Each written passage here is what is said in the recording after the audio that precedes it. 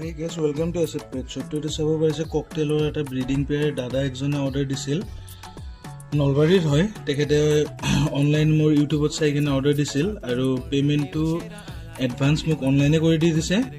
তো কাৰোবাক যদি এনেকুৱা লাগে বাজিছ হওক ডগ হওক কেট হওক গোটেইখিনি মোৰ তাতে পাই যাব প্লাছ আপোনাৰ হেমষ্টাৰো আছে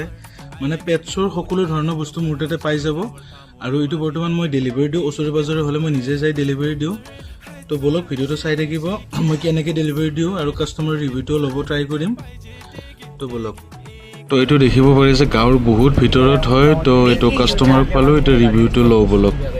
তো দাদা এইটো মই নলবাৰীৰ পৰা 4-5 কিলোমিটাৰ ভিতৰত সোমাই এইটো ডেলিভাৰীটো দিলোঁ আৰু দাদা কেনেকুৱা লাগিল চৰাইটো চৰাইটো ভাল লাগিছে কালাৰটো ভাল